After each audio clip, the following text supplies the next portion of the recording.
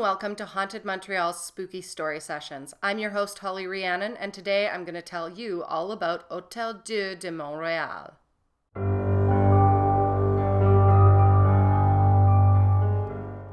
With over 500 documented ghost stories, Montreal is easily the most haunted city in Canada, if not all of North America.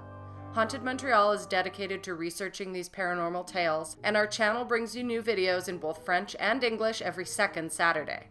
Today we examine the venerable Hôtel-Dieu de Montréal Hospital and its ghost stories told over the centuries. But before we get into today's story, please remember to like, subscribe, and hit the bell button so you get notified every time we have a new tale to share. And hey, if you're already subscribed, a big thank you, welcome back, it's great to see you again. Now without further ado, let's get spooky.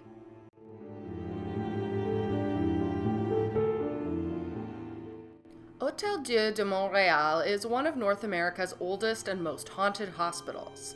Established in 1642 by colonial nurse Jeanne Mance, it has seen many incarnations over the centuries and still exists today. The founding of this hospital was allegedly rooted in a godly message received by Jérôme Le Royer de la Dauversière. This devout Catholic tax collector from La Flèche, France, was part of a religious movement that dreamed of colonizing New France with the goal of converting indigenous people to Catholicism. On February 2nd, 1630, as he approached his 33rd birthday, Le Royer went to the chapel of Notre-Dame du Chef du Pont in La Flèche for the Feast of the Purification. During the communion, he heard an interior godly voice which instructed him, "My son, consecrate yourself with your wife and children to the Holy Family. You will found an order of nuns and consecrate them to my foster father Joseph. These nuns will go to Montreal, Canada, and found the Hôtel-Dieu there." Le Royer was so inspired by the otherworldly message that he decided to found the Notre Dame Society for the Conversion of the Savage Peoples of New France. This organization began fundraising and assembling supporters with the goal of establishing a French colony on the Mohawk territory of Tiohtià:ke called Montreal Island by the French. Le Royer also established the Religious Hospitallers of St. Joseph, an order of nuns to found the Hôtel-Dieu Hospital. He recruited a young woman named Jeanne Mance to be in charge of the project. He also selected a military leader named the Sieur de Maisonneuve to govern the colony. Once the dream team was assembled, it sailed across the Atlantic for Quebec City in 1641.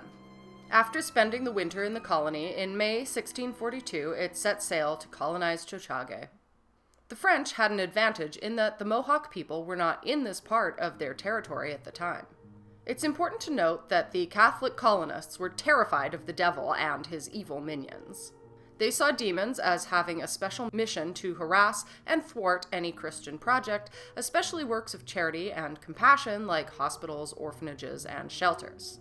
The first thing that the French colonists did when they arrived was fire their cannons to try and scare suspected demons away.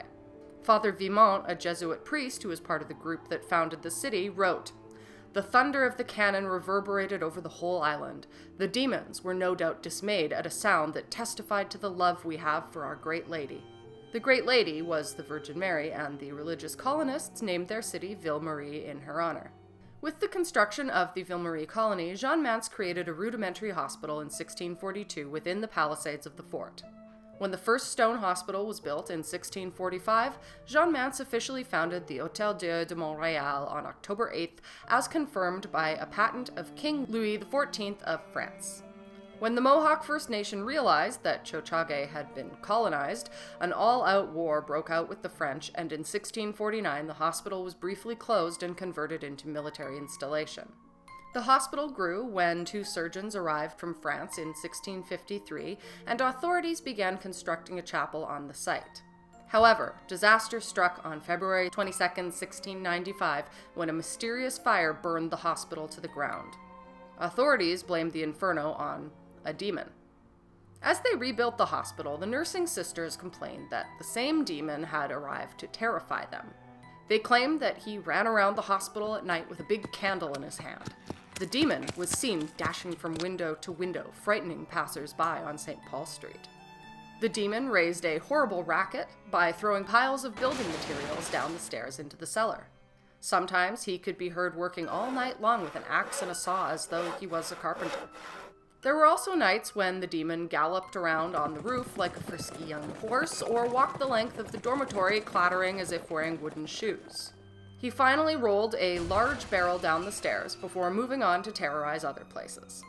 In another case, a priest named Father de Fancampt claimed he was visited by a demon on his deathbed at the Hôtel-Dieu hospital.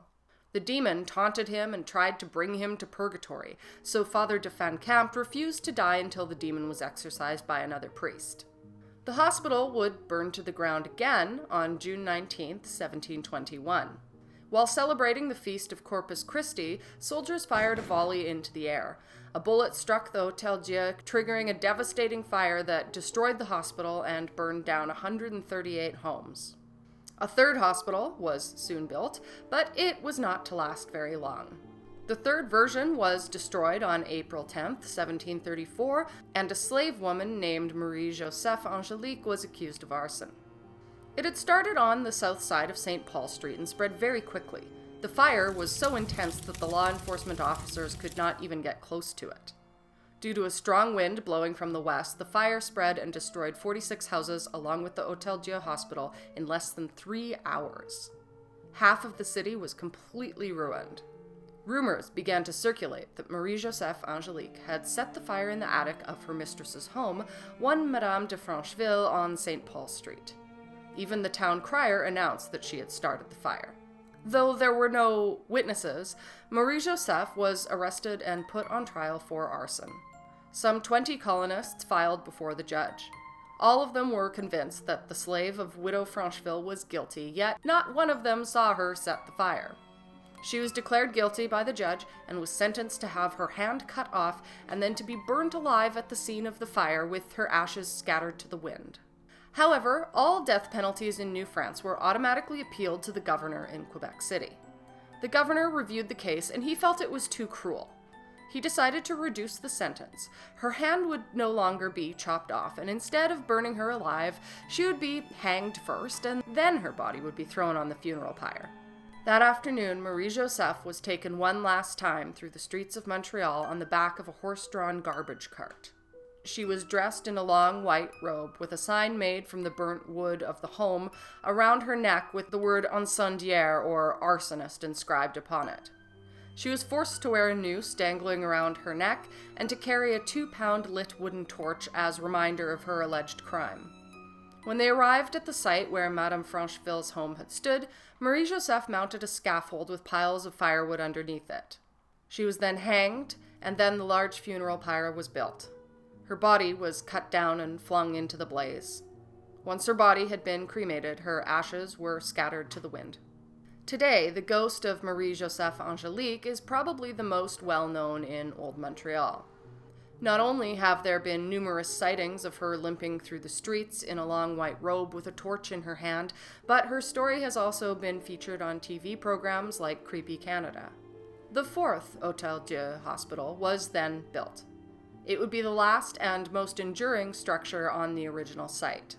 In 1836, the hospital was exposed to scandal when the book Awful Disclosures of Maria Monk, or The Hidden Secrets of a Nun's Life in a Convent Exposed, was published.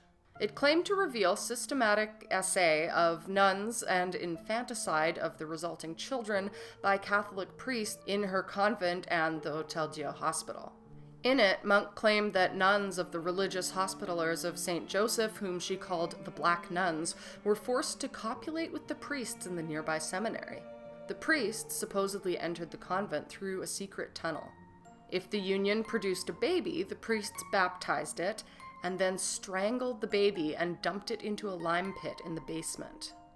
Uncooperative nuns disappeared. Widely regarded as an anti-Catholic hoax, the book even provided a map of the grounds with the fictional secret tunnel linking the hospital to the seminary. In 1861, the Hôtel-Dieu Hospital moved to a new location on the slopes of Mount Royal, marking its 5th incarnation. Not only did the living nuns and patients move to the new hospital, but they also took all the bodies of the deceased nuns who were transferred to the chapel of this new location. A total of 178 nuns had died over the span of 2 centuries. However, only 23 coffins were needed to carry all of their remains, as many of the bones had been reduced to powder. These remains are still there, including the skeleton of Jean Mance. The mountain campus of the Hôtel-Dieu Hospital would serve Montrealers for over 150 years. It witnessed everything from epidemics of smallpox and Spanish flu to diagnosing the first AIDS patient in Canada. The hospital was the site of medical innovations, the recovery of hundreds of thousands of patients, and the deaths of many who did not survive. It is also rumored to be haunted by ghostly nurses, smallpox victims, and all sorts of other ghastly apparitions. In 1992, the Musée des Hospitaliers de l'Hôtel-Dieu de Montréal, or Museum of the Hospitalers of the Hôtel-Dieu of Montréal, opened on the site. Created for the 350th anniversary of the city of Montreal, this museum highlights the history of Jean Mance and the hospital she founded. Returning to Old Montreal, the fourth hospital was demolished after the Mount Royal campus opened.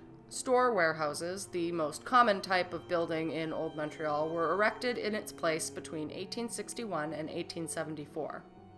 They were constructed because the British began to expand the port, and these buildings were used to store imports and exports on the upper floors and as shops on the ground level. The religious authorities rented out these buildings to merchants, earning record sums from the property. When the port moved to the east in the 1970s, all of the store warehouses in Old Montreal became obsolete. These were converted into Old Montreal's first luxury condos and currently sell for over $1 million each. Because the Catholic authorities never took a vow of poverty, they made a fortune from the old Hôtel-Dieu. Today, the condos are rumored to have ghosts. Sometimes people have seen ghostly nurses in the windows of the building. Other times people hear a disembodied female voice crying, "Oh, secours!" or "help me" in English. These paranormal cries may be related to one of the many fires that consumed the old hospital.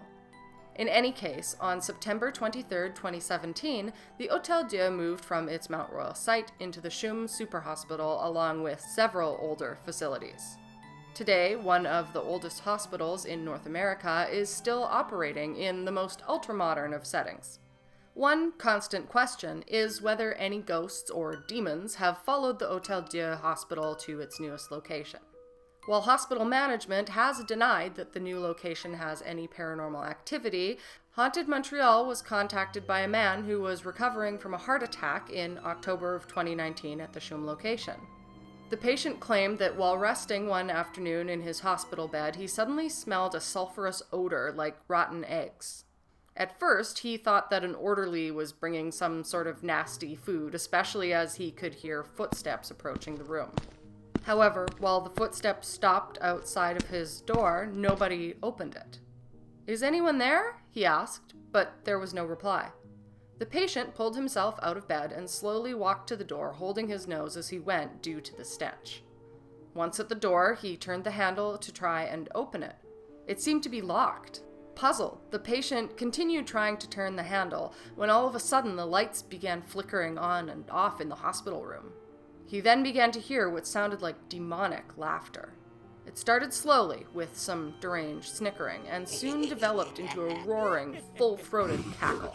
The man hobbled back to his bed as quickly as he could and began pressing the buzzer to summon a nurse. The laughter and the smell of sulfur got worse, and the man collapsed in his bed in terror. When he woke up, he was surrounded by nurses, and the stench and laughter were no longer present. Medical staff informed him that he had had a minor heart attack. The patient assumed he may have been dreaming or hallucinating from the cocktail of drugs he was on, so did not mention this experience to hospital staff. Indeed, it was only a few days later that he confided to Haunted Montreal about what had happened. Given the Hôtel-Dieu Hospital's long association with demons and other spirits, it is feasible that the CHUM location is haunted. Whatever the case, as one of the oldest hospitals in North America still in operation with such a tumultuous history, it's no surprise that it's surrounded by rumors of ghosts and apparitions. Ugh, I love this one, and I'm so excited that we finally got to chat about Hôtel-Dieu in more detail, as this is a location that's come up a lot in previous videos. Also, hospital ghost stories are always next level creepy. I was a hospital kid, and I can say they do get pretty disturbing when you're there all night, especially if you're on morphine. So, not much today in the way of housekeeping. Do remember to vote for me in the Face of Horror contest. I'm in 8th place right now and need to get into the top 5 to make it to the next round. You can vote once for free daily, and if you'd like to make a charitable donation, you can get more votes on top of that. If I win, there's a $13,000 prize that would go towards this channel, as well as the work I do through my small press supporting the creative arts. Last but not least, remember to get your tickets to the tours Dr. Mab and I will be stopping in at through spooky season. Tonight will be Old Montreal, appropriately given the story that we just told, and it starts at 8:30 p.m. You can get info on that event as well as future drop-ins on our community tab, and I will link in the description and the pinned post. Are you a Montreal resident or perhaps a tourist who has had a strange experience at one of the Hôtel-Dieu locations? If so, we'd love to know. As always, we want to hear your theories about what could be going on. Thank you so much for stopping by. If it's your first video, we do hope you'll stick around for the next one. We post videos in both French and English every second Saturday. If you'd like to learn more about the organization founded by the talented Donovan King, it's all listed in the description down below, along with links to purchase tickets to in-person haunted storytelling tours. Remember to like, subscribe, and comment. We'll have a new video out in a couple weeks, but until then, stay spooky.